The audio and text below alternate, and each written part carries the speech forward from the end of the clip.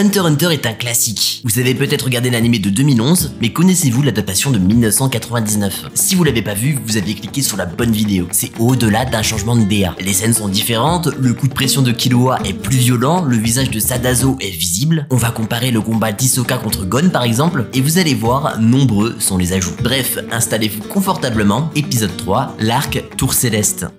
Débutons par la version 2011. Gon, Killua, Kurapika et Leolio prennent le train, s'éloignant de Kukuru Mountain, la résidence Zoldyck. Killua est surpris de la venue de Gon par train, en utilisant un visa touristique, alors qu'il peut faire ce qu'il veut avec sa licence Hunter. La raison est simple, tant qu'il ne rend pas ce badge, il ne l'utilisera pas. Vous savez, le badge d'Hisoka que Gon peut lui redonner qu'après l'avoir frappé de la même façon. Et ça tombe bien, Kurapika sait où trouver Hisoka. Une information qui vient du magicien en personne. L'anime de 1999 n'avait pas partiellement caché ce qu'avait murmuré Hisoka à Kurapika, contrairement à l'anime de 2011. Et bien c'est maintenant qu'on apprend ce que c'était. Une information sur la Brigade Fantôme. Je t'attendrai le 1er septembre à York Shin City, soit la plus grande vente aux enchères au monde, dans un peu plus de 6 mois. Lieu qui abritera la Brigade Fantôme selon Kurapika. Dans la version 1999, la première scène ne se déroule non pas dans le train, mais à l'aéroport. C'est pareil pour la discussion entre Hisoka et Kurapika. La vente aux enchères n'est pas dans plus de 6 mois, mais dans 6 mois tout court. Et comme on l'avait vu lors du dernier épisode, leurs tenues sont différentes. Dans la version 2011, Kurapika quitte le groupe afin d'utiliser son statut d'Hunter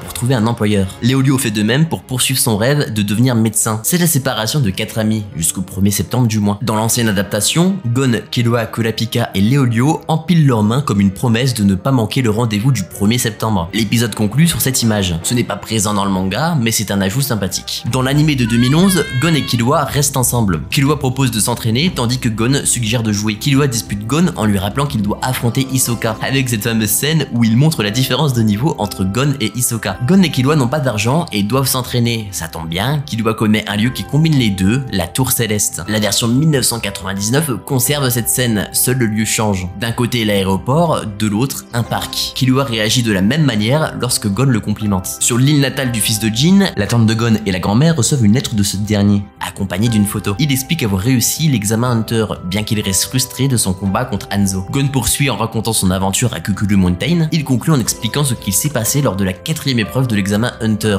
disant qu'il ne rentre pas tant que cette histoire n'est pas réglée. Cette lettre ne surprend pas Mito, qui regarde la photo de Jin, lui demandant de prendre soin de son fils. Je sais que la version 1999 est un feu d'artifice de filler, mais pour le coup, ce que vous venez de voir n'est pas dans le manga. L'adaptation de 2011 s'est fait plaisir en faisant de l'épisode 26 un bon gros récap. Mais la version 1999 n'a pas dit son dernier mot, car c'est son domaine. L'ajout concerne Netero et Beans. Beans se questionne sur ce que deviennent les nouveaux Hunters. Netero rétorque que chacun prend un chemin différent, mais qu'ils finiront tout ou tard par passer l'épreuve. En lisant entre ces lignes, on comprend que l'examen Hunter n'est pas terminé. Ils doivent découvrir leur naine, tout ça, comme l'avait également sous-entendu Satotsu. C'est là qu'on verra qui sont les véritables Hunters. Bon, que dites-vous de passer aux choses sérieuses? On poursuit avec l'anime de 2011, la Tour Céleste. Gon et Killua prennent le dirigeable en direction de ce fameux bâtiment. Le jeune Zoldyck présente la Tour Céleste. Elle compte 251 étages pour une hauteur de 991 mètres, ce qui fait d'elle la 4e tour la plus haute au monde. Ayant dépensé leur économie dans le billet pour y aller, un nouveau départ commence pour Gon et Killua. Au pied de cette tour, Killua en dévoile davantage. Pour participer à ce tournoi, aucune condition n'est nécessaire. Il suffit de vaincre son adversaire, plus on monte et plus ça rapporte. Alors dans la version 2011, un plan montre le dirigeable à cet endroit. Ensuite, Gon et Killua sont à l'intérieur de la tour. La version 1999 explique davantage ce détail en montrant comment et par où il rentre. La couleur ainsi que la structure de la tour sont différentes. Je sais pas vous, mais moi, j'ai une préférence pour l'adaptation de 1999.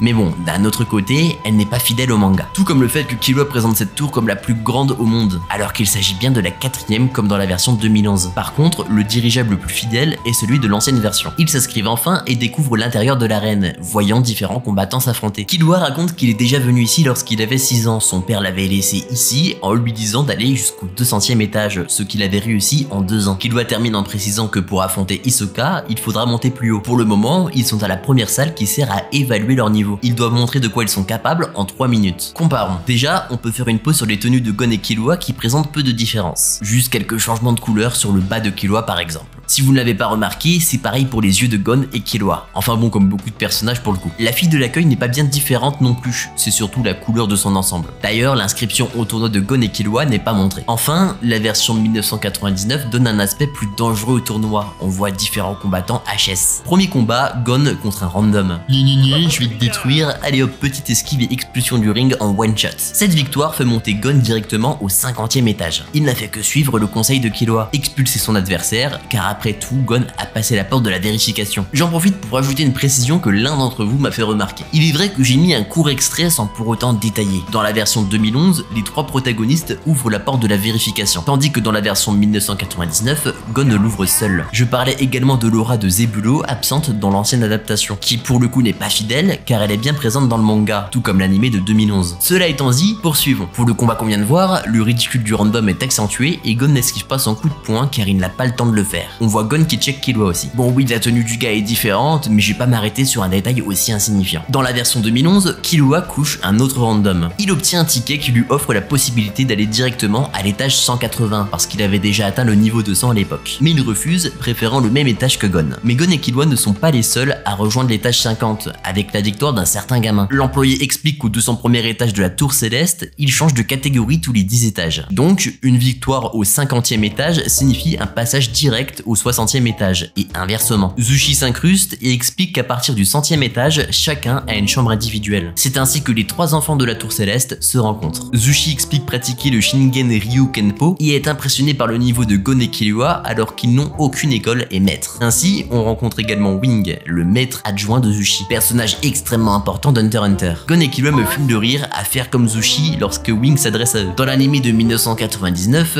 Wing inscrit son élève, ce qui fait que Gon et Killua voient Zushi dès cet instant car il est enthousiaste, on n'entend que lui dans la pièce. Elle modifie légèrement quelques détails, comme les yeux de Zushi, la couleur de sa ceinture ou la chemise de Wing. Aussi, il n'écoute rien aux explications de l'employé dans l'ascenseur. Et quand je disais que cette scène me faisait rire, ici c'est pire parce que Killua fait le geste contraire. Revenons en 2011. Gon, Killua et Zushi reçoivent leur première récompense. 152 génisses, l'équivalent d'une canette. Killua explique l'échelle de récompense quand un participant gagne. Étage 50, 50 000 génisses. Étage 100, environ 1 million de génisses. Étage 150 et plus, minimum 10 millions de génisses. Étage 190, 200 millions de génisses. C'est ce qu'avait gagné Killua, mais il n'en reste plus rien car tout est passé en bonbon. Pour les étages suivants, Killua ne sait pas car il avait abandonné. Dans la version de 1999, il y a une petite surprise. Vous vous souvenez des frères Amori ayant participé à l'examen Hunter? Eh ben ils n'avaient pas assez d'une humiliation, je crois bien. En plus d'atteindre l'étage 50 de la tour céleste, ils viennent provoquer Killua. Allez, petit coup de pression et ils partent. Je précise qu'il s'agit d'un ajout. Dans l'anime de 2011, à peine le temps de rejoindre la salle d'attente, le combat suivant est annoncé. Killua versus Zushi. Rendez-vous à l'étage 57, un combat de 3 rounds de 3 minutes, le tout commenté par notre cher Coco. Les règles sont classiques, le vainqueur est soit celui qui gagne le plus de points, soit celui qui met KO son adversaire. Killua remarque que la posture de Zushi laisse peu d'ouverture, sans pour autant qu'il soit une grande menace. Un grand combat commence, Killua s'avance et Zushi... Bon, j'ai pas eu le temps de finir. Killua précise qu'il compte utiliser ce coup jusqu'au 150e étage. Mais Zushi ne compte pas abandonner et se relève, ce qui surprend Killua. Il esquive chaque coup de Zushi et répète l'action, tout comme son adversaire. Killua n'arrive pas à comprendre ce qu'il se passe, car cette attaque est censée le mettre KO. Zushi concentre son aura, ce qui fait reculer Killua, ressentant un danger et lui rappelant son frère. Wing crie sur Zushi, ce qui interrompt le combat. Dans la version de 1999, Coco est elle aussi légèrement différente. Pour le combat, Killua esquive de nombreux coups. L'aura de Zushi est absente et le cri de Wing fait perdre le signal de l'écran de diffusion et cale une interférence dans le casque de Coco. Mais surtout, on voit la victoire de Killua et son coup final qui est un énorme coup de poing avant la version 2011. En parallèle, un combat entre Gon et les frères Amori a lieu et c'est très vite terminé. Pourquoi il y a eu un 3v1? Certainement parce qu'il s'agit d'un élément non canon. Killua avoue avoir gagné le combat au point avec un KO technique, sans le mettre KO. Il surprend la conversation entre l'élève et le maître, où ce dernier dispute Zushi pour avoir utilisé son Ren trop tôt. Ça y est, on y vient. Killua poursuit désormais le même objectif que Zushi, soit d'atteindre le dernier étage. Quant à Gon, c'était son objectif depuis le début. Rien de différent dans la version 1999. Poursuivons la montée de Gon et Killua. Toujours en utilisant la même technique, chacun met KO son adversaire sans se faire toucher. De cette façon, ils atteignent l'étage 100. Comme l'avait dit Zushi, ils ont leur chambre personnelle. Personne ne veut perdre ce privilège, alors il va falloir rester focus. Dans l'anime de 1999, c'est une employée plus Killua qui tienne ce discours. La scène n'existe pas dans le manga. C'est uniquement Killua qui parle. Ensuite, nous voyons la magnifique vue qu'ils ont depuis leur chambre. Dans la version 2011, Gon continue d'expulser son opposant. Tout comme Killua continue d'assommer pour gagner et l'argent s'accumule. Killua pense qu'en montant davantage, ils en sauront plus sur le laine.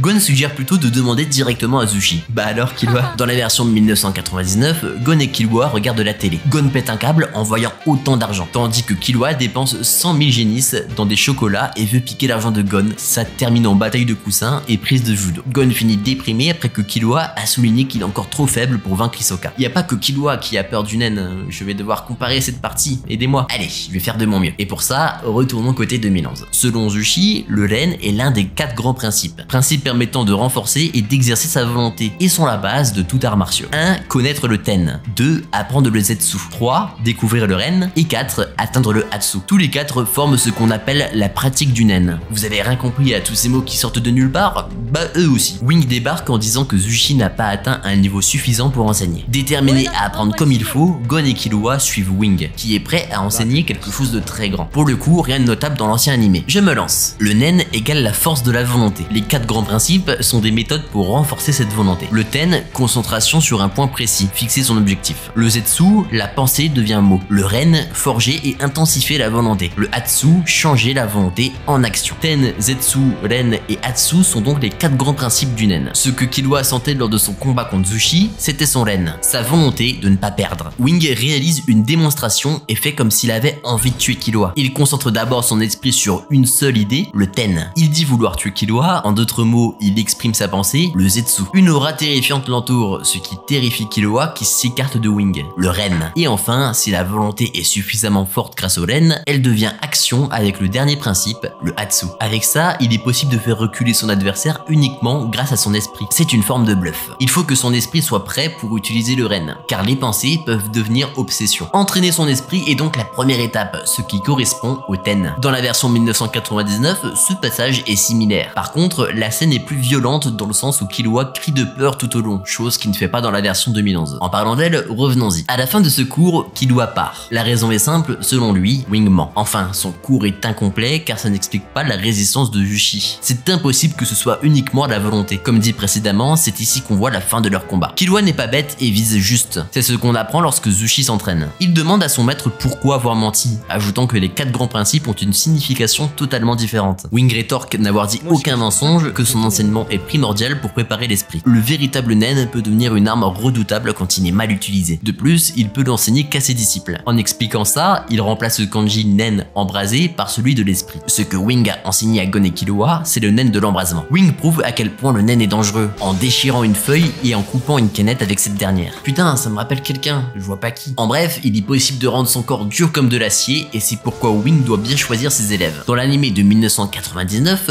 Gon balance un à Wing qui regarde par la fenêtre. Zushi déplace le faux cours pour laisser place au vrai. Killua est encore plus perspicace, il imagine que Wing ment car cette technique est dangereuse, et il sait que Zushi sait. Pour ce qui est du reste, ce n'est pas bien différent. Dans l'animé de 2011, petite pause sur cet aspect d'Hunter x Hunter. Bah oui, Gon et Killua doivent poursuivre leur montée. En plus du tournoi, on arrive à des grosses scènes de l'œuvre. Désormais au 190e étage, chacun bat un adversaire. Sans aucune défaite, ils atteignent le 200e étage. Zushi admire Gon et Killua depuis l'écran. En voyant ça, Wing part d'un pas déterminé. Il n'a plus le choix. Dans la version 1999, Gon parle super mal à l'employé, allant jusqu'à dire qu'elle est moche. Et voici comment il termine. Dans la version plus récente, Gon et Killua découvrent un autre monde, le niveau 200. Leur enthousiasme est rapidement écourté. Au bout d'un couloir, une aura meurtrière glace leur sang. Ils prennent sur eux en avançant, mais n'y arrivent pas. En persistant, une personne sort de cette aura, l'employé du 200e étage. Elle explique qu'il faut s'enregistrer avant la fin de la journée. Ce n'est plus possible une fois minuit passé, sachant qu'il est actuellement 20h12. Elle explique également les nouvelles règles. Toute arme est autorisée. Les combats se font uniquement pour la gloire, il n'y a aucune récompense. La version 1999 va droit au but. Dès leur arrivée au 200e, ils remarquent directement cette sensation étrange. Un néon clignote, Killua relève qu'il s'agit d'un utilisateur de nen. On ne voit pas l'aura meurtrière, mais l'atmosphère est difforme et le néon explose. En dehors de ça, l'explication de l'employé est la même. Petite comparaison au passage. Reprenons avec l'animé de 2011. Une carte apparaît, celle du 3 de trèfle. Plantée dans le sol devant Gon et Killua, le coupable apparaît derrière l'employé, Hisoka. Un choc pour eux. Hisoka aime la bagarre, alors il est là, ni plus ni moins. Mais bien sûr, c'est Hisoka, donc ce n'est pas aussi simple. Premièrement, il était certain que Gon et Killua allaient revenir ici. Secondement, comme ils ont pris leur billet de dirigeable en ligne, Hisoka n'a aucun mal à savoir qui va où et quand. Il termine en donnant un conseil, il est encore trop tôt pour Gon et Killua d'être au 200e étage. D'une seule main, il lance une bourrasque, ce que nos deux protagonistes sentent passer. Et au milieu, il y a elle qui comprend rien. Killua refuse d'avoir fait tout ça pour rien et Gon tente d'avancer malgré tout. Mais Hisoka ne laisse aucune chance à Gon et Killua. Il est formel. Hors de question qu'ils aillent plus loin. Wing arrête l'échange. Face à son naine, ils sont sans défense. Insister, c'est mourir. Il avoue son mensonge, ou plutôt avoir égaré Gon et Killua, mais s'engage à enseigner le vrai naine. Un facteur de temps entre dans l'équation, ils ont 3h30 pour accomplir cette tâche. Sans inscription après minuit, c'est retour au premier étage pour Gon. Et exclusion pour Killua, ayant déjà refusé une fois par le passé. Hisoka sourit. Dans la version 1999,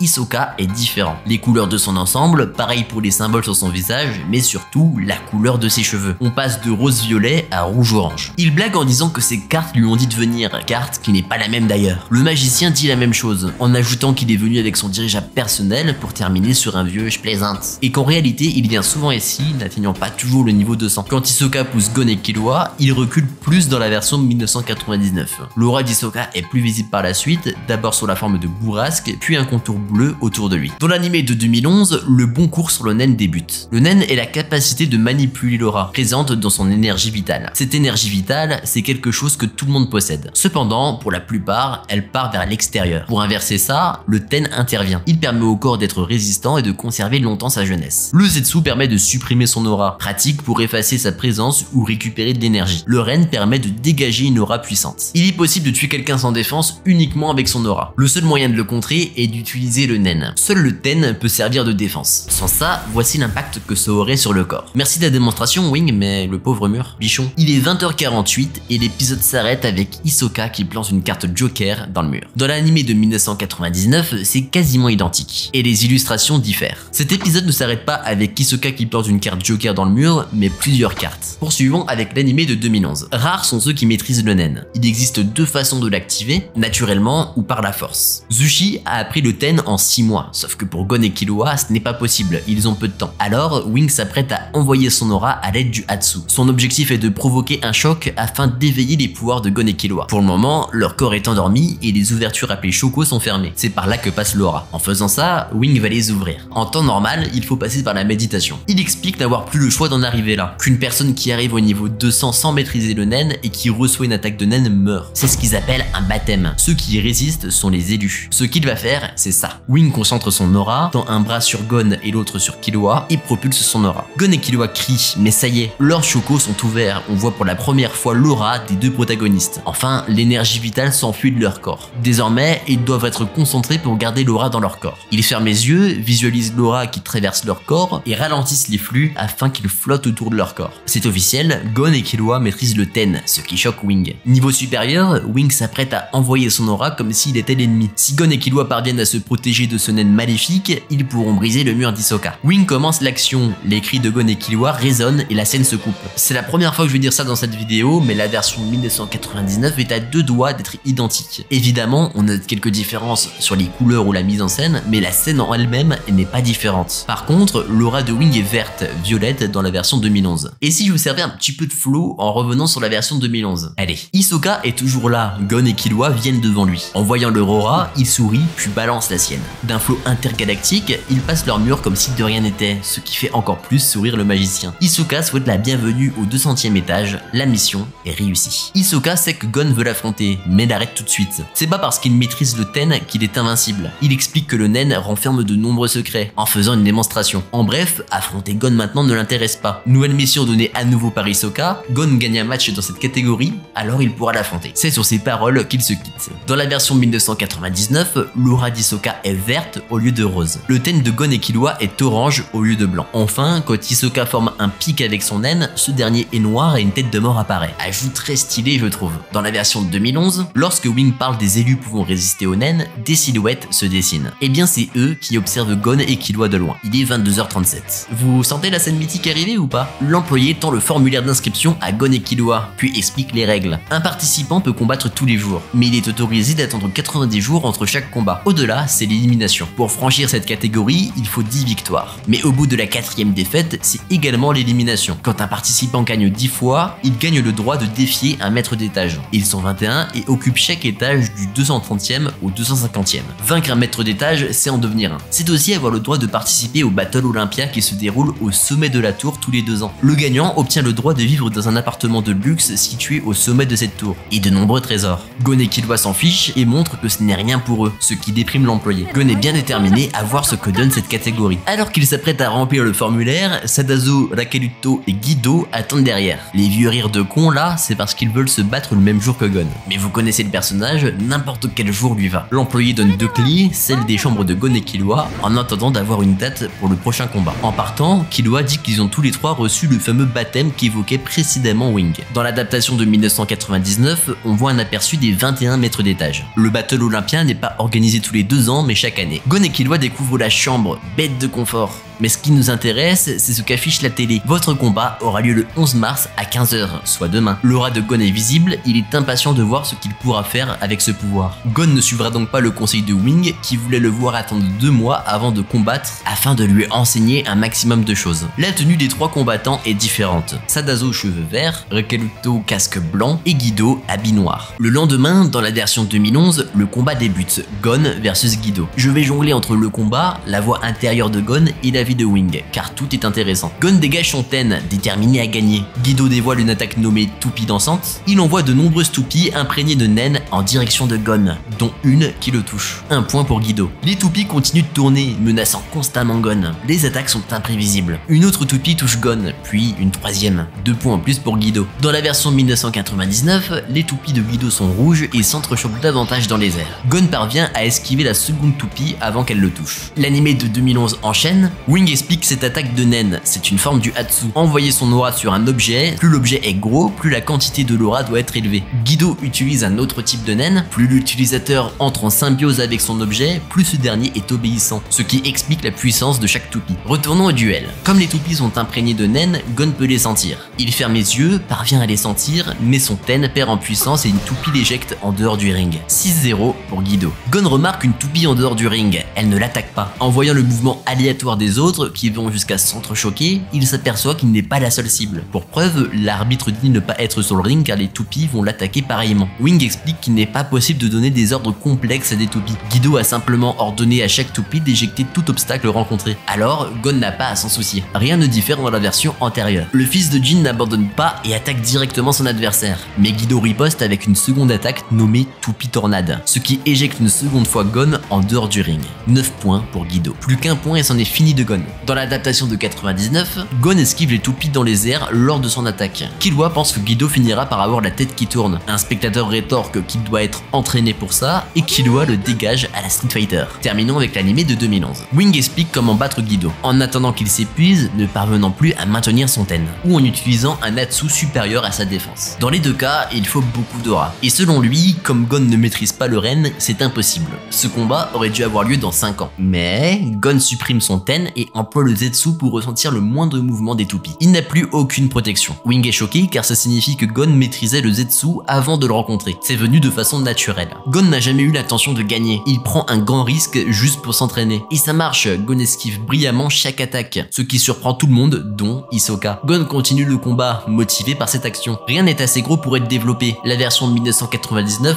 adapte à sa façon et à son époque, ce qui donne de belles scènes, avouons-le. 2011, on nous coupe le combat. Killua est en colère contre Gon et cite les nombreuses fractures de son pote pour qu'il réalise. Wing vient à son tour et lui colle une baffe qui résonne. Il reste soulagé que ce ne soit pas plus grave. En même temps, Gon était à rien de mal finir. On parle d'un baptême de naine, hein. Killua protège Gon en disant qu'il sera rétabli dans 2 mois. La réalité selon le médecin, c'est le double. Alors pendant 2 mois, interdiction de combattre, d'utiliser le naine ou même de faire des recherches dessus. Dans le cas contraire, Wing ne lui enseigne plus rien. Gon promet de tenir parole et reçoit un cordon qui scelle cette promesse. Dans la version 1999, le cordon de la promesse est d'une couleur différente. On switch en 2011. Wing demande à Killua de l'accompagner pour parler à l'extérieur. Wing demande l'objectif de Gon et Killua. Killua répond sincèrement, faire de l'argent, s'entraîner et combattre Hisoka pour Gon. Il termine en disant que Gon prenait du plaisir lors de son combat. Et c'est là qu'on voit la suite. Gon esquive de nombreuses toupies et l'une d'entre elles le touche violemment. Wing commence à s'en vouloir et Killua le rassure. Le jeune Zoldyck refuse de s'entraîner avec Zushi pour ne pas prendre de l'avance. Mais Wing accepte de continuer son cours par la suite. Ce dernier termine en autorisant Gon à employer le nen de l'embrasement et de pratiquer le ten tous les jours. Killua s'entraîne avec Gon et Wing dit quelque chose d'intéressant. Maître, Peut-être ai-je réveillé des monstres d'une puissance terrifiante. Zushi sent l'ambiance pesante qu'il impose. Et quand on sait qui est ce maître, forcément. Dans la version de 1999, Gon esquive les toupies de Guido avec classe, même avec son pied. Pour le coup, cette adaptation est parfaite et illustre de façon sublime les dires de Killua. Gon prend du plaisir à combattre. C'est pareil pour Killua qui dit que c'est trop tard, que même sans Wing, ils maîtriseront le nen. La scène ne se déroule non pas dehors, mais à l'intérieur, et le néon a encore une fois un rôle important. Durant la discussion, tout est éteint. Quand ils ont terminé, le néon se rallume. Quand Gon s'entraîne et médite, on voit Mito, Kaito et Jin. Retournons sur la version de 2011. L'épisode passe à un autre GOAT, mais ça sera pour un prochain épisode. Je vais tout réunir l'entraînement de Kurapika pour en faire un bel ensemble. Alors pour ne pas le louper ainsi que les prochaines vidéos, je vous invite à vous abonner si ce n'est pas déjà fait, merci à celles et ceux qui le feront. Un grand combat nous attend. Killua retrouve Gon qui s'entraîne malgré ses blessures, rien d'étonnant venant de lui. Et ce n'est pas une blague, son corps est déjà comme neuf. Killua sort 2 tickets pour le combat d'Hisoka. En ayant atteint le 200e étage, ils sont prioritaires. On apprend que ce combat est populaire et qu'Hisoka compte 11 combats, 8 victoires dont 6 par KO. Dans le dictionnaire d'Hisoka, KO signifie mort. Mais il compte aussi 3 défaites, n'est-ce pas? Eh bien non.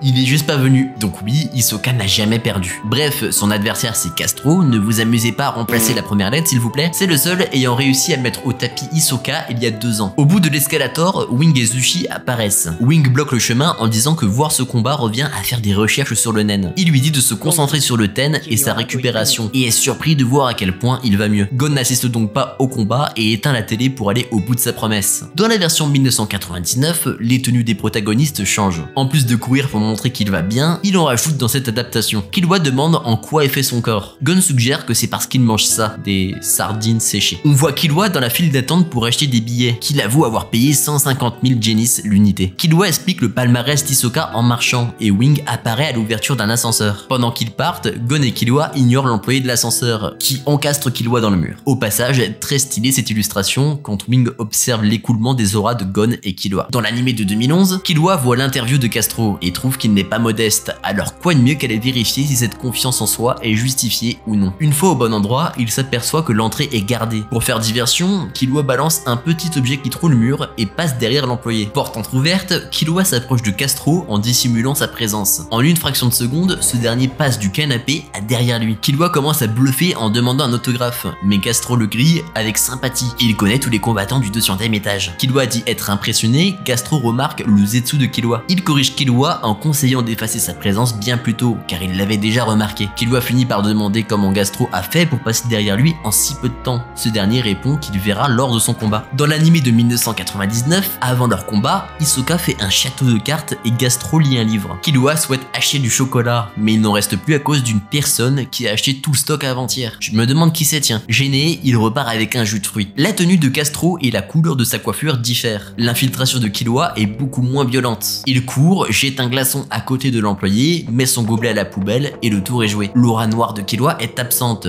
les griffes de Killua sont ajoutées et la technique de Castro est conservée. Aussi, il porte un collier avec une carte au bout, soit sa chambre, soit son identité, soit un accès pour le combat. Et comme c'est absent du manga, on ne saura jamais. La scène est identique et dans les deux versions, Castro dit vouloir voir Killua au Battle Olympia. Reprenons. Combat qui commence maintenant. Hisoka versus Castro, la tension est à son paroxysme. Pardon Coco, je m'y crois. Castro dit qu'il est devenu plus fort depuis son baptême par Hisoka, mais ce dernier lui répond qu'il n'est pas aussi puissant qu'il le croit. Castro s'élance avec un premier coup qu'esquive Hisoka, contrairement au second. Killua remarque que c'est la même technique que tout à l'heure. 1-0 pour Castro. Pause sur la version 99, je peux pas l'ignorer. Déjà, Hisoka est plus arrogant, mais surtout, un personnage regarde le combat avant de partir. Pour faire ça bien, je vais rien dire, mais vous savez, je sais. Allez, 2011. Castro veut forcer Hisoka à se battre sérieusement, ce que son adversaire souhaite faire quand il le veut et pas quand Castro veut. Castro fait preuve d'une grande rapidité et répète l'opération. Hisoka recule et est de nouveau surpris. Après plusieurs attaques de Castro, il tente cette technique une troisième fois. Le magicien la bloque, Castro passe derrière lui et subit un coup net doublé d'un tapis. 4-0 pour Castro. Hisoka sourit, se relève, puis dit sur un ton ironique avoir vu Castro disparaître. Il n'arrive pas à tout comprendre. Castro perd patience, menace Hisoka, une aura verte apparaît. Il s'agit d'une attaque nommée la morsure du tigre, que Killua connaît bien, expliquant qu'un maître peut couper un arbre en deux avec cette technique. Castro s'élance, Hisoka lui offre son bras, Castro coupe l'autre bras. bras. Le magicien sourit avant avoir pensé cette possibilité. Il résiste à cette attaque, récupère son bras et perce à jour Castro. Cette fameuse technique, c'est un double. Ainsi, il montre à la salle entière son doppelganger. Wing explique que quand on peut voir son propre double, c'est ainsi qu'on l'appelle. Selon une théorie, le double aspire l'énergie de l'original. Mais dans le cas de Castro, c'est grâce à l'entraînement qu'il est capable d'une telle prouesse. Et sans surprise, Hisoka observait comme il faut et comprend tout par lui-même. Un original, un double de Nen, l'un attaque, l'autre attend, l'un s'efface, l'autre attaque. C'est comme affronter deux adversaires. Le QI d'Hisoka là. Castro prépare la véritable morsure du tigre et vise son bras gauche. Hisoka commence à s'exciter et à vouloir combattre. Le magicien place un tissu sur son bras coupé et le transforme en carte. Il demande à Castro d'en choisir une. Hisoka demande à Castro, aux spectateurs mais aussi à nous d'ajouter 4 à la valeur de cette carte, de multiplier le résultat par 2, de soustraire 6, de diviser le tout par 2 et de retirer la valeur de la carte choisie. Il sort quelque chose à l'intérieur de son bras coupé qui est la bonne carte. Tous les spectateurs sont surpris. Hisoka termine par lancer la carte sur Castro qui est en colère et souhaite lui couper l'autre bras. Mais pas de souci pour Hisoka qui lui offre son bras une seconde fois. Castro coupe le bras gauche d'Hisoka. Le double de Castro réapparaît tout comme le bras d'Hisoka. Quel est ce tour de magie? Hisoka est déçu, maintenant que le secret de Castro est dévoilé, son adversaire est prévisible. Il commence à devenir menaçant et s'avance devant Castro. Ce dernier attaque, utilise son double, mais Hisoka vise l'original du regard. Si badass. Il explique que son double, c'est comme ça que Castro s'imagine. Il n'a aucune imperfection. La tenue de l'original est sale, contrairement au double. C'est ce qu'explique Hisoka tout en esquivant les attaques du double de Castro. Castro vrille, Hisoka ne plaisante plus et envoie son point. Une telle attaque est bien trop violente pour que Castro l'évite, ou même puisse invoquer son double. Hisoka lance une pluie de cartes, chacune transperce le corps de Castro, tuant son adversaire. Selon Hisoka, Castro utilisait mal son cerveau avec une gestion trop complexe de son double. Chers viewers de l'animé de 1999, quel grand combat n'est-ce pas? Totale découverte j'imagine si vous n'avez pas vu la version de 2011. Comme dit précédemment, l'échange est le même, avec l'ajout d'une spectatrice pas comme les autres. Par contre, on ne voit quasiment rien du combat. La première blessure d'Hisoka est accentuée. Son premier bras est coupé par la morsure du tigre de Castro et c'est tout ce qu'on aura. La fin du combat est résumée en précisément 11 secondes. Hisoka part, Castro utilise son double, une image flippante d'Hisoka apparaît, on voit son coup de poing, puis la mort de Castro. Sachez que ce que j'ai résumé de la version 2011 est bien présent dans le manga. C'est d'ailleurs comme ça que j'ai retrouvé cette fameuse image d'Hisoka qui graille le tissu de son bras, qui est en réalité une case du chapitre 54. Dans un autre épisode, on voit Castro mort avec deux personnes qui l'entourent dont un employé. Dans la version de 2011, Gon ressent l'aura d'Hisoka. Ce dernier quitte le ring avec son bras sous le coude. Il croit cette mystérieuse fille qui l'attend. Et je vais pas vous cacher son nom plus longtemps, Machi. Avant toute chose, voici la comparaison 1999-2011. Quel est votre design préféré? Je vous laisse débattre en commentaire. On réalise qu'Hisoka est sans bras. Machi utilise son naine afin de recoudre chaque bras d'Hisoka. Elle stoppe l'hémorragie et relie vaisseaux sanguins, os, nerfs et muscles. Vraiment badass. Elle fait pareil pour l'autre bras. Hisoka ne peut s'empêcher d'admirer cette technique, ce qui coûte 70 millions de genis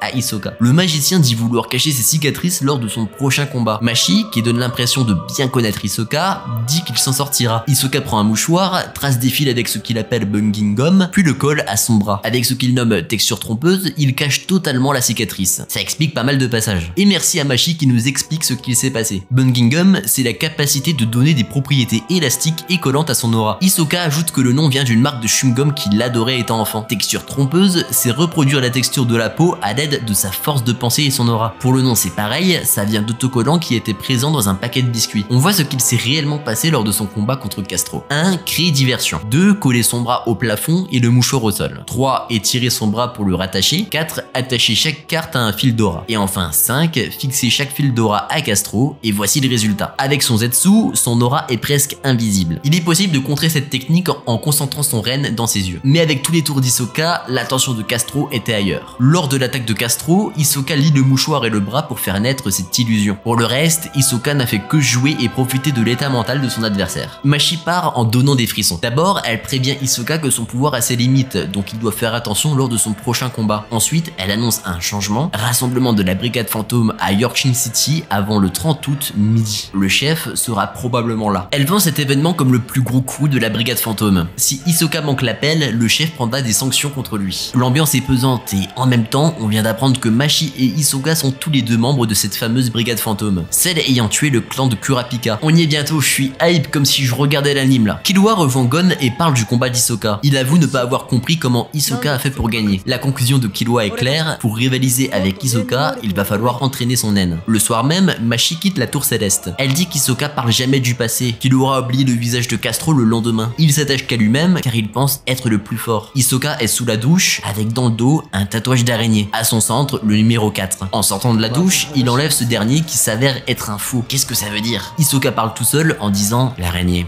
j'ai trouvé de nouveaux jouets. Il va être temps de partir à la chasse. » Le narrateur répond à notre question. Hisoka fait semblant de faire partie de la brigade fantôme. Pour lui, elle n'est qu'une proie. Cette fin d'épisode, les gars, pouf! Je vais faire court pour la version de 1999. L'autre scène est bien plus tard, après son combat contre Gon qu'on verra prochainement. Hisoka sort de la douche et rejoint Machi. Le reste est identique concernant la brigade fantôme. Petit comparatif du faux tatouage. Gon, Killua et Zushi partent s'entraîner avec Wing. Le cordon étant intact, Wing peut s'assurer que Gon n'a pas rompu sa promesse. Wing commence par demander à Gon de montrer son ten, ce qu'il parvient à faire. Après avoir entraîné son esprit de tous les jours, le résultat est visible. Comme dit précédemment, le cordon était imprégné d'une haine de Wing. Comme Gon a utilisé son ten, il s'est brisé. Killua commence à parler du combat d'Hisoka. Wing balance l'enregistrement et débute l'explication. Wing demande si quelqu'un aperçoit les lignes de nen d'Hisoka, qu'aucun des trois ne voit. On découvre le nom de cette technique avancée du Zetsu, le In. Elle permet de cacher une aura très puissante. Comme disait Hisoka à Machi, pour contrer ça, il faut concentrer son aura de reine dans ses yeux et utiliser le Gyo. Ce qu'a fait Gon fonctionne aussi, mais c'est du suicide. Alors la première mission est la suivante, pratiquer le Ren pour percer le In d'Hisoka. Zushi, lui, devrait être capable de voir à travers le In d'Hisoka. Ce dernier fait une démonstration de son Ren et le concentre dans ses yeux, ce qui choque Gon et Killua. De ce fait, Zushi parvient à voir le Nen d'Hisoka à travers l'écran. Wing explique qu'une personne ayant le même Nen qu'Hisoka peut copier Hisoka, mais le but c'est d'abord d'identifier le sien. Objectif, réussir à maîtriser le Gyo pour le jour J du prochain combat. Gon, Killua et Zushi partent en direction de la chambre de Gon pour s'entraîner. Dans l'ascenseur, ils sentent qu'ils ont de la visite. Et là qui va là, Sadazo, Rakeluto et Guido. Un unique objectif, affronter l'un d'entre eux avant le 29 mai. Sadazo commence à montrer une technique, Killua part car ça ne l'intéresse pas. Quant à Gon, il donne les dates de son combat. En partant, Sadazo désire les obliger à combattre avant. Gon et Killua maîtrisent de fou leur entraînement et progressent vite. Zushi les arrête, baragouinant que le repos est important alors qu'en réalité, il meurt de honte. Gon, Killua et Zushi se séparent. Sadazo suit Zushi et le piège avec son haine puis l'épuise complètement. Killua sentait le truc venir et débarque. Il conclut un marché, il affrontera et laissera gagner Sadazo, Rakeluto et Guido. Il repart avec Zushi tout en menaçant gentiment de tenir parole. Tu voulais savoir sinon quoi, Sadazo? Patiente mon ref. Plus tard, Killua s'exprime à quel point c'est dur d'arrêter de tuer. En parallèle, Guido avait volé une chaussure de Zushi. Il la pose devant la chambre de Gon, le manipule par téléphone et c'est comme ça qu'il s'inscrit également pour le 30. Le lendemain, avec sa petite casquette là, Killua entend un vendeur de tickets annoncer un match opposant Gon contre Sadazo. Killua est en colère. Il rejoint tout le monde et demande à Wing de remettre l'enregistrement, car il sait à présent utiliser le Gyo. C'est un sans faute, le nombre de fils, dont ceux du mouchoir et du bras, jusqu'aux détails les plus difficiles. Et avant qu'il vienne,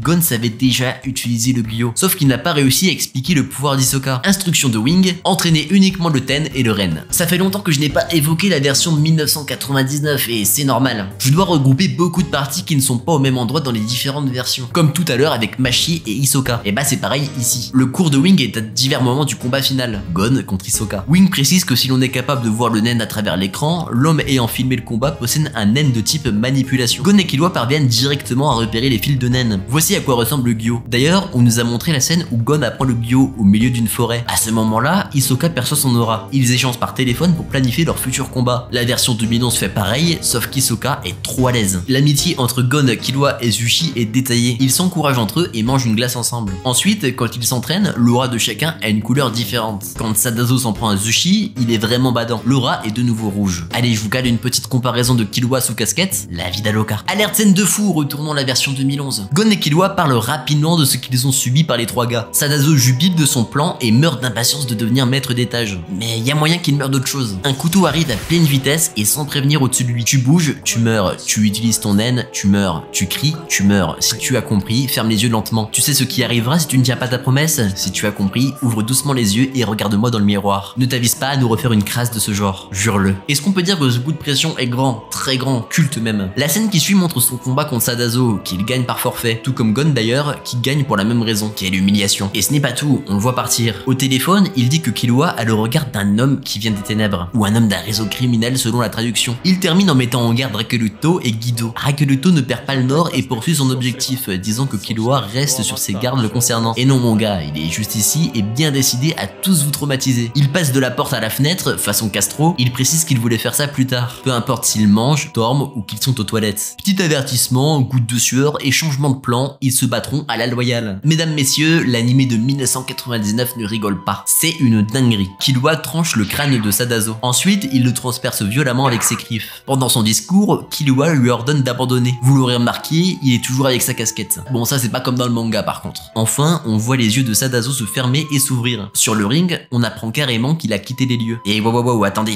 On voit son vrai visage comme ça, normal. Comment ça? Killua rejoint Gon, sa casquette s'envole et l'épisode se termine. Gon et Killua continuent l'entraînement et Wing l'enseignement. Gon affrontera Guido et prévoit d'utiliser ça. Match retour, Gon versus Guido. Ça, c'est son arme fétiche, la canne à pêche. Gon fonce sur Guido qui refait la toupie tornade. Pendant que Gon réfléchit, il balance une nouvelle attaque, Shotgun Top Blue. Chaque toupie prend pour cible Gon qui bloque l'attaque avec son renne. Gon est en colère pour ce qu'ils ont fait à Zushi, il fallait rester sage. Gon sort son arme et Guido pense qu'il va stopper la rotation de son attaque. Et non, il vise volontairement à côté et agrippe la dalle pour la soulever. Guido subit le même sort. Après s'être fait exploser au sol, Gon l'achève avec un coup de poing. Non pas au visage, mais pour casser son pied artificiel, ce qui l'empêchera de combattre. Comme dit précédemment, il ne fallait pas toucher Azuchi. Victoire de Gon, Hisoka et Killua Saori. Dans la version de 1999, sachez que les 3 combats qu'on va voir sont après le combat Gon versus Hisoka. La ligne de Gon rebondit sur Guido, le reste est identique. Et je ne sais pas ce qu'ils ont fait, mais quand Gon détruit le pied artificiel de Guido, on voit les vraies jambes de ce dernier. C'est pourtant tout le truc du personnage, après avoir subi un baptême de naine, il s'est retrouvé comme ça. Bien évidemment, ce n'est pas présent dans le manga. 2011. Avant-dernier combat avant le grand final, Killua versus Rakeluto. Killua sera sans pitié. Son adversaire repense à Sadozu, qui voyait Killua en assassin. Killua disparaît et s'élance au-dessus de Rakeluto. Il propulse son siège à l'aide de son aura pour esquiver l'attaque.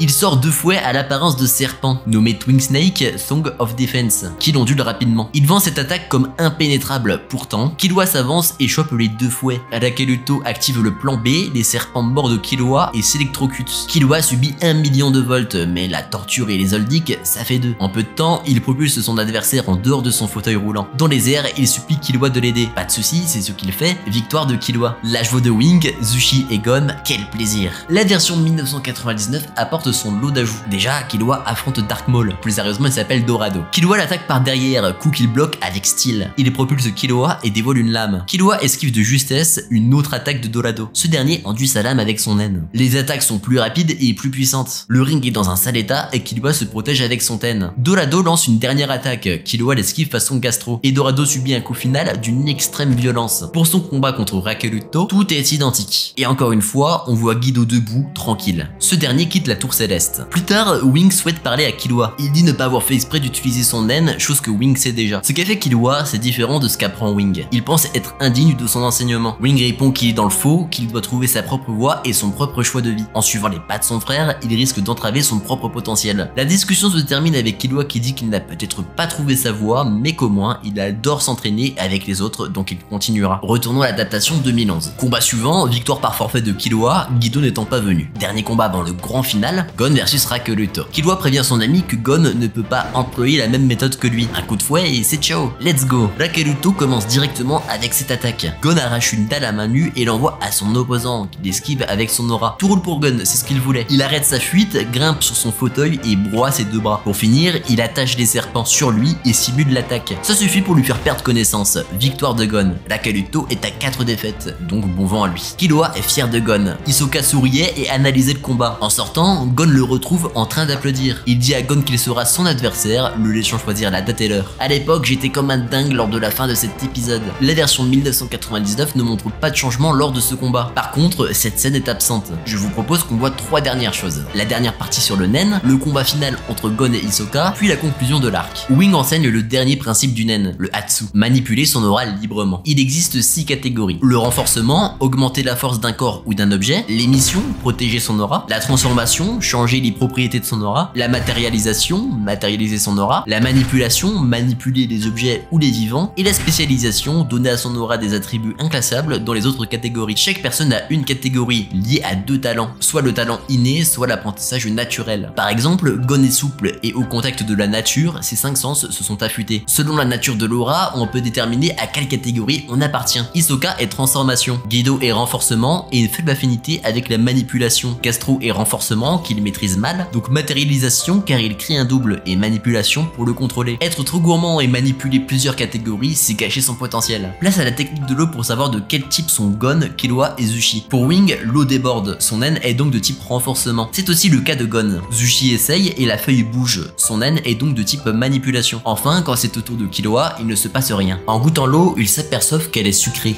grâce à l'aura de Killua. Son naine est alors de type transformation. Par la suite, chacun s'entraîne pour amplifier son naine. L'eau de Killua est plus sucrée. Zushi bouge davantage la feuille, bien que ce soit encore trop faible, et Gon fait déborder l'eau et casse le verre. Wing est heureux de son potentiel. La conclusion de l'apprentissage est de pair avec l'annonce finale. Gon vient de réussir l'examen secret d'Hunter, la licence étant la récompense. Maîtriser le naine, c'est le minimum pour devenir Hunter. Être Hunter professionnel demande une certaine force. Capturer les criminels, les voleurs, les escrocs. Comme dit plus tôt, mal utiliser son naine est dangereux. C'est pour cette raison que seuls les gagnants de l'examen Hunter sont mis à l'épreuve. Wing est un maître assistant. Le maître de l'école Shingen-Ryu est Netero, qui avait beaucoup parlé de Gon et Killua à Wing. Ce dernier encourage Killua à repasser l'examen Hunter, qu'il réussira sans le moindre doute possible. Et pour leur rencontre, que ce soit ici ou ailleurs, Gon et Killua auraient terminé par apprendre le naine, comme tous les détenteurs du permis Hunter. Gon en profite pour demander ce que font les autres gagnants de l'examen Hunter. Hanzo et Kurapika ont déjà acquis le naine avec d'autres maîtres. Promis, on comparera l'entraînement de Kurapika au prochain épisode. Celui-ci étant assez long comme ça, je pense. Et en plus, ça sera son épisode, que demande le peuple. Pukulu galère avec le naine. Leolio s'entraînera après ses examens. Hisoka et Illumi connaissent déjà le naine, ils ont donc leur licence. Wing conclut en demandant à Gon de ne pas tenter de l'impossible contre Hisoka. En partant, Wing avoue que Zushi a le talent d'une personne sur 100 000. Gon et Killua, c'est sur 10 millions. Dans l'anime de 1999, la démonstration de Wing est plus douce. Gon vient voir Wing pour montrer son évolution, ce qu'il voulait en réalité savoir, si s'il pouvait se battre contre Hisoka. Wing n'a pas son mot à dire, tant que Gon fait attention. L'autre scène est en fin d'arc. Après un beau discours sur l'avenir, Wing félicite Gon. On revoit tous les Hunters ayant jugé le dernier examen. Pour la suite, on verra ça après ce que vous attendez tous, surtout que la scène est sublime. 2011, la foule n'attend que ça, et nous aussi. Le clou du spectacle. Gon versus Hisoka, perdons pas plus de temps. Avant le combat, Gon est déterminé et Hisoka impatient. La lumière s'éteint, des flammes apparaissent sur les écrans, Gon sort d'un nuage de fumée. Les écrans montrent des flammes bleues avec Hisoka au centre. Les jeux de lumière s'enlèvent, laissant place au face-à-face. Gon est sérieux, ce qui excite le timbré. 1999, aucun changement. 2011, Gon s'élance,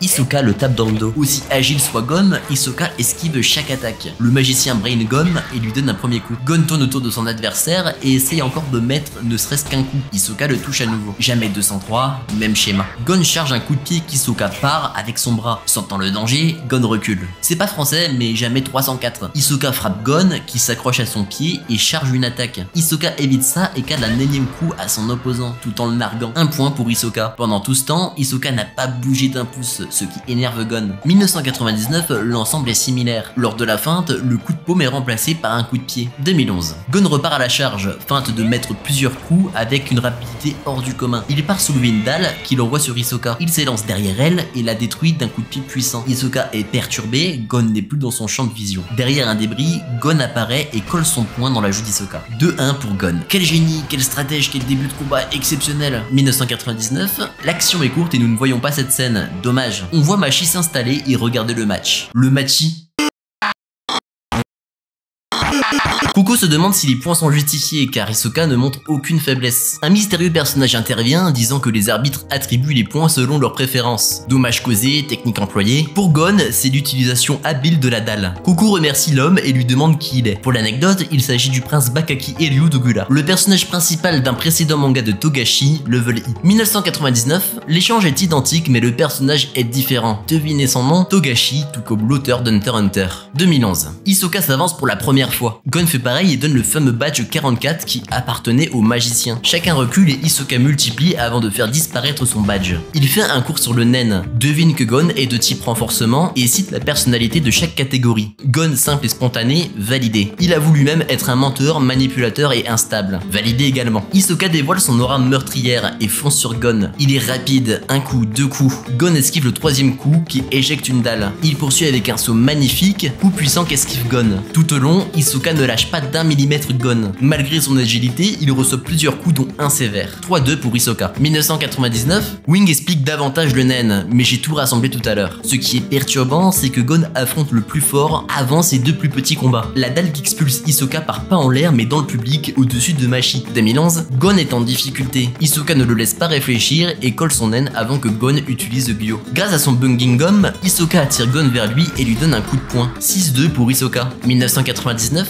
Gon ne résiste pas mais court dans tous les sens pour essayer d'enlever le Bunging Gum. Hisoka frappe Gon de cette façon 2 fois, dont une de plus. 2011, Gon tient à peine debout mais n'abandonne pas. Hisoka pose une question, si Gon répond bien, il pourra lui donner un coup. À quel moment a-t-il attaché son Bunging Gum à sa joue? Et non Gon, ce n'est pas la réponse 3. Aucune des 3 propositions même, mais lorsqu'il expliquait les différents types d'aura. Mais le pire dans tout ça, c'est qu'il peut le coller à chaque attaque ou coup qu'il reçoit. Il suffit qu'il touche une fois son adversaire pour que ce soit la fin. 1999. Hisoka relève que le public est aux côtés de Gon, tout comme lors de l'examen Hunter. Togashi confirme qu'il est l'auteur du manga, car c'est lui qui explique l'origine du nom de la technique d'Hisoka, ajoutant que les parents d'Hisoka étaient pauvres et qu'Hisoka mastiquait chaque chewing-gum pendant longtemps pour économiser. Coco vrille, interrompt le programme et l'envoie dehors. 2011. Gon se laisse plus le choix, il doit l'affronter sans détour. Et Hisoka kiffe un peu trop. Vous me le surveillez celui-là là. Il prend de plein fouet tous les coups de Gon. Il veut le détruire mais s'auto-convainc qu'il doit encore attendre que Gon devienne mûr jusqu'au sommet de sa puissance. Hisoka refait le même coup que tout à l'heure, puis un autre, 9-4 pour Hisoka. Sauf que Gon n'est pas d'accord avec l'arbitre. Comment ça 2 points pour Hisoka parce qu'il est allé au tapis? C'est pas le cas. 1999. L'impact du coup de poing de Gon est visible, il le mitraille de coups de pied. Tenez l'extrait parce que ça m'a achevé.